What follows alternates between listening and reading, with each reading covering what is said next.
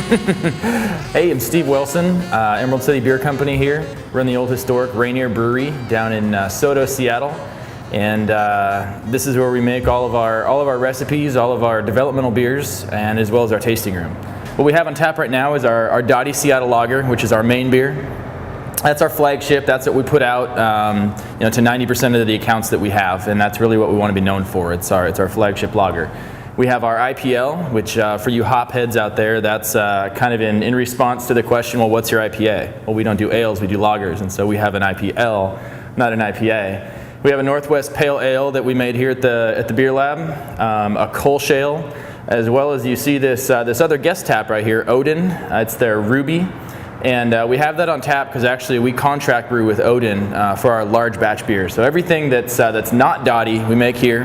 Dottie Seattle Lager is actually contract brewed over at Odin Brewing, and that allows us to free up our resources to go sell beer. So the reason why we do lagers, we feel like there's a niche in the market up here that hasn't really been addressed or targeted by the breweries up here in the Northwest. It's a very ale-centric society up here, and I love ales just as much as the next guy. But we want to make money, and I also love a good, crisp, clear lager. You can sit down, you can drink, 2 or 3 of them. It's not sedating. It's going to finish much crisper, much cleaner, and you can do anything with a lager you can do with an ale, and people just haven't done it. And so we're making beers that are crisp and clear like that. The drawback being they take a month to produce. And so, that's why we contract brew, because just as a startup lager company, you're going to go out and spend twice as much on your brew house for your startup cost, and that means a pencil. So I feel like that's a niche that needs to be addressed, and we named her Dottie Seattle Lager. We want to be that. We want to be known as the lager in Seattle, and it's a big aspiration. But I feel like we've got a great product, and I feel like our direction is very Seattle. We're not making German-centered lagers. We're making lagers that are very, palatable to the ale-centric Northwest here. And so with Dottie, we tried to create a beer that was interesting enough for the hardcore craft beer drinker, but simple enough for the Miller, the Coors, the Budweiser drinker, and it's approachable. It has the same feel. It finishes the same. And so we're trying to almost be the bridge to bring that part of the market into craft beer. And so our first 3 or 4 beers are all going to be like that. They're going to be beers that are very full flavored, but very balanced and approachable from all sides.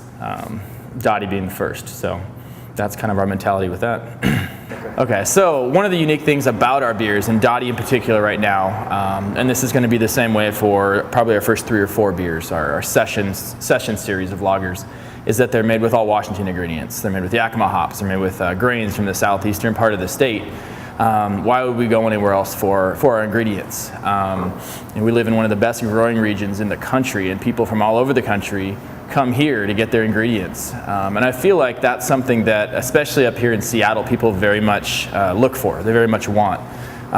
They want to support local business. And if we can be that local business and not only have them support us, but through us have them supporting the farmers of Washington State and everything that goes into that, I think people will really get behind that. So this is our R&D brew system, basically. This is actually Rick's old homebrew setup, and we've modified it to a certain extent. We welded these sleeves in here so that we can brew a full keg at a time. We got our old mash tun, which we're going to extend that. There's still some work to be done on this, but essentially what this functions as is a sheer R&D system. We do our recipe development. We do very small batch beers, one-off beers that you get here at the tasting room, the Beer Lab we call it. It was definitely a discussion of whether or not to get a larger R&D system, but I feel like this makes us very approachable, and people can come in and basically see us brewing on the same kind of system they can put together in their garage, and I think that's very unique and very cool. Plus, we just don't need any more. We have a very minimalistic approach here, and if we don't need it, we're not going to buy it. We're a growing business, and so we definitely love brewing on this system. It's there's something very, very intimate about having to turn the valves and do things like that, not having it all automated, and it's very fun for us. And we brew in here once or twice a week. Typically, we brew a couple batches of something that we're developing. that are going to turn into a full recipe, and a couple batches of something that you may never see again. And so to come into the tasting room here, you'll get 2 or 3 beers on here that we've brewed on the system. They may be great beers, but we'll probably never brew them again. And so that's a unique experience when you come in here. We usually brew during tasting room hours as well. So you'll come in, we'll be brewing as well as serving you beer. And so it's a very, very busy but very cool environment that we've created here. So this is our cold room. We've got obviously some barrels that I'm sitting on here. Our kegs of Dottie are back here that we distribute to the bars. We've got a couple different kinds of barrels. These are wine barrels here that we're actually producing a little bit of an experiment in. We took some wine must, which is the skins and stems and seeds after the grapes are squeezed, and we're conditioning and fermenting some beer in along with that. So it's going to create almost a sour beer kind of a flavor. Over here we've got our whiskey barrels as well, and we get those from Dry Fly Distilling in Spokane.